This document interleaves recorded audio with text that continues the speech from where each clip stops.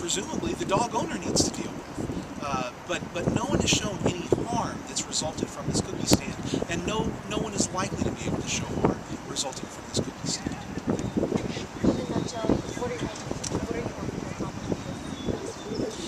We're hoping that the city will realize that there is no threat to the public health or safety from roadside cookie stands like this, and that they'll fix the law. The city has taken the position that what they're doing is illegal. All we're asking is for the courts to say it's either legal or it's not legal.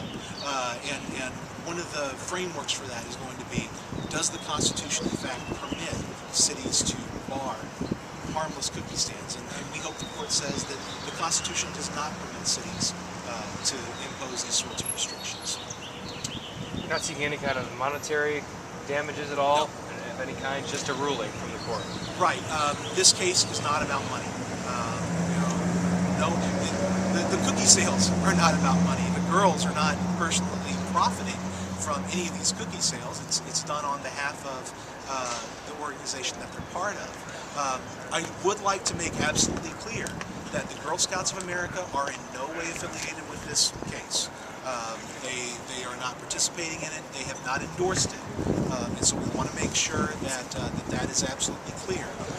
But in fact, we do think that this is a situation where the activities that the girls are engaging in are perfectly harmless, and we think that the courts are going to uphold their constitutional right to have a cookie stand on their front yard.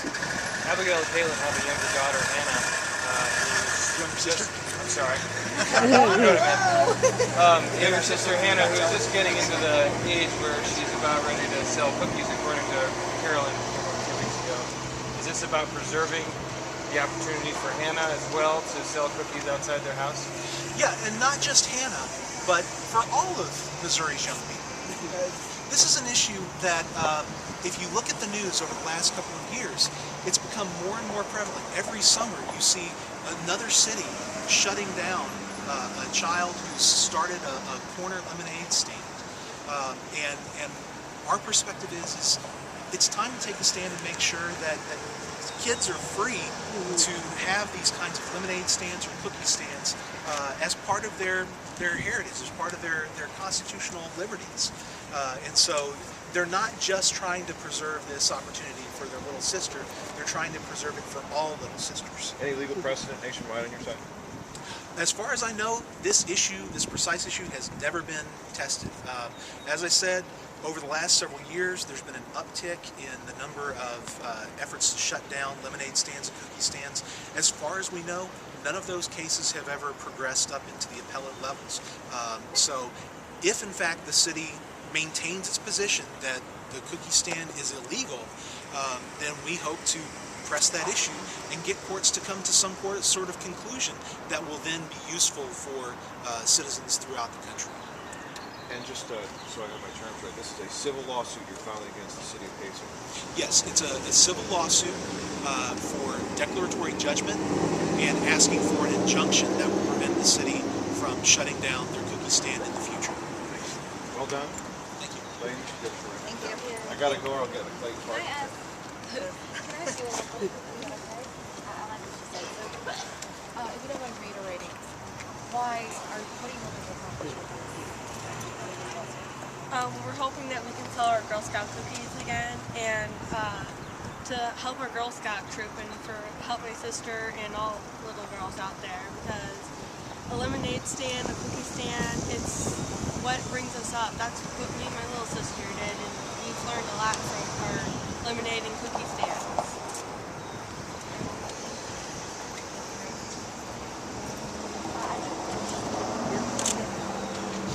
Return to me.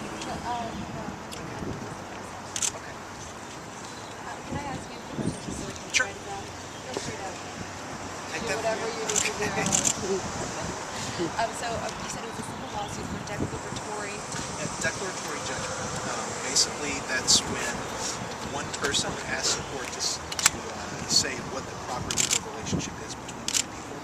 So where there's a disagreement about what the law actually means, they're asking the court to say, okay, looking at this law, this is how they are actually bound.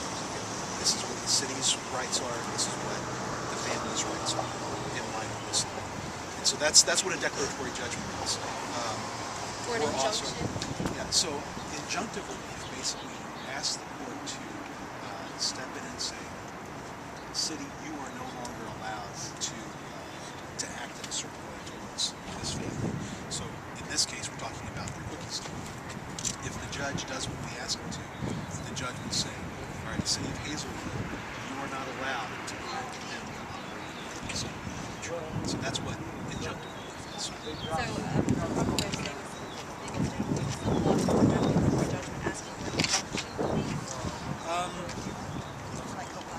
I'd say that it's a civil lawsuit asking for declaratory judgment and injunctive relief. Does that make sense? And I can repeat it. injunction relief. Injunctive. Injunction. Thank you. Or we could just simplify it and say That we're asking the court to say this is what the city is allowed to do and this is what the city is not allowed to do. And what they're not allowed to do is shut down the cookie stand. That's what we're asking. Okay, and also you mentioned money is not. Money is not an issue. They're not asking for any damages. They're not trying to, because we have alleged a violation of the federal Constitution, we are entitled to request attorney's fees, but that is the only money that will ever be an issue in this case. because we're pro bono too. That's right. Yeah, we're also we're a pro bono organization, which means that we don't charge our clients, so they don't have to worry about insult to injury. Double mail. And you're doing this because there's an uptick in cases like this. Yeah, if you look even on Google for the last couple of years, there have been a slew of examples of cities shutting down lemonade stands, as we talked about in Savannah, shutting down the cookie sales at the founder's house for the Boy Scouts. And we just think that it's time that the courts tested this issue and made a statement. Either the Constitution protects something as harmless as cookie sales, or cities are allowed to shut down something as harmless as cookie sales. We think the Constitution protects the cookie sales. The Constitution is either allowed to protect or shut down to sales of cookies. I'll get my camera. Perfect. You mentioned that On there my were 2 phone. points that It's you my wanted to get brown out there. jacket, my camera 2 phone. questions that you wanted answered on it. Yeah, the primary question is, does this city ordinance apply at all? Because the city came to them and they said, what you're doing violates city law. This is the city law we think you're violating. And they pointed to their home occupation restrictions. When I looked at the home occupation restrictions, I saw listed a bunch of jobs, things that people would do, to earn a living. Those jobs don't look anything like putting out a cookie stand for a couple of hours, a couple of weeks a year. And so the first question that we're going to ask the court to answer is, does this city ordinance even apply to what they're doing? If it doesn't, then the case goes away. And they're free to sell cookies still because the law doesn't prohibit it. If the judge says, no, I think that cookie sales look an awful lot like the occupations that this law restricts, then we get to the constitutional question. And it will be a matter of, all right, the city is actually trying to restrict the cookie sales. Does it have the constitutional authority to do this? And that's when the court will answer that question. Does that make sense? Okay. So essentially, you're not asking for anything monetary. It's not about money. It's about constitutional principle. Oh, I love that. Excellent.